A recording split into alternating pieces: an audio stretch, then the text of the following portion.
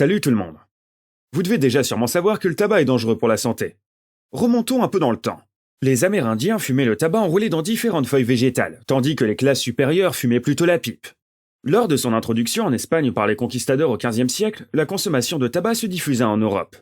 Il était très prisé, fumé à la pipe ou au cigare, dont la feuille de maïs devint la norme sur le continent européen, puis remplacé par du papier fin à partir du XVIIe siècle.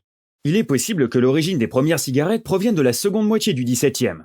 Le petit peuple avait l'habitude de récupérer les mégots des cigares jetés par les riches espagnols. Ce type de consommation se répandit alors en Europe, à l'exception notable de la France, qui elle préférait la prise nasale jusqu'au XIXe siècle. La cigarette s'imposa ensuite vers 1830, après qu'elle fut ramenée d'Espagne par les soldats de Napoléon Ier. Tabac et papier à rouler étaient alors vendus séparément, et les cigarettes préparées manuellement. Avant de commencer, nous vous invitons à prendre quelques secondes pour vous abonner à Elsie, et à activer la cloche de notification pour ne pas rater nos prochaines vidéos. Allez, attaquons. Parlons du côté néfaste de la cigarette sur la santé.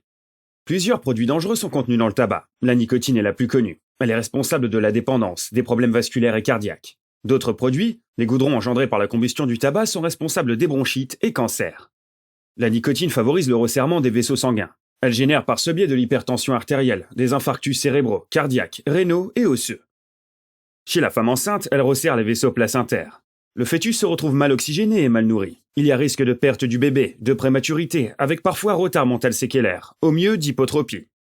Ensuite, le goudron est une molécule qui se diffuse à travers les muqueuses et agit comme l'acétylcholine sur les récepteurs nicotiniques. Agissant au niveau du système de plaisir, elle induit une dépendance psychologique, et donc une pulsion à recommencer. Il existe d'ailleurs plusieurs façons de consommer le tabac. On peut le sucer sous forme de pastille ou l'aspirer sous forme de poudre. La fumée est la plus dangereuse. Lorsqu'il est brûlé, le tabac produit environ 4000 substances chimiques différentes. Les plus toxiques sont les goudrons, les nitrosamines, l'acroléine et le monoxyde de carbone. La nicotine joue un rôle essentiel dans la dépendance au tabac, mais elle n'est pas responsable des maladies qu'il provoque. Pour développer une maladie mortelle, il faut fumer chaque jour pendant 15 ans. Après ce temps, vous avez 20 fois plus de risque d'attraper un cancer du poumon, et 3 fois plus d'être atteint par une maladie liée à l'artériosclérose. Le problème, c'est que le tabac rend très vite dépendant. Une seule cigarette augmente le risque de devenir un fumeur, et donc un futur malade. Vous êtes toujours là ? Alors prenez quelques secondes pour vous abonner à Elsie et à activer la cloche de notification pour ne pas rater nos prochaines vidéos. Allez, reprenons. Sa combustion dégage de la chaleur et des goudrons. C'est essentiellement les substances grasses aromatiques associées au tabac qui produisent ces goudrons. Les cigares ou le cannabis en sont particulièrement riches. Fumer est donc à l'origine de 2 mécanismes générateurs de bronchite chronique puis de cancer. Tous ces risques sont statistiques. Il y aura toujours des personnes très âgées et qui fument énormément qui n'auront aucun problème majeur et qui vous permettront de dire que fumer n'est pas dangereux. On peut appréhender son propre risque. Maintenant, il est peut-être temps pour vous de savoir comment arrêter de fumer. Arrêter de fumer pour satisfaire son conjoint, ses enfants ou ses parents est un doux rêve. Se débarrasser du tabac est un acte de l'ordre de l'émotion et de l'impulsion. C'est une décision définitive, une page qui se tourne, un changement de vie. Vous pouvez faire appel à l'homéopathie. Les traitements homéopathiques traitent le terrain et les symptômes. Le choix des produits est très spécifique de la personne. Il n'y a donc pas un seul traitement pour sevrer tous les fumeurs. Sa mise en place nécessite une consultation spécialisée.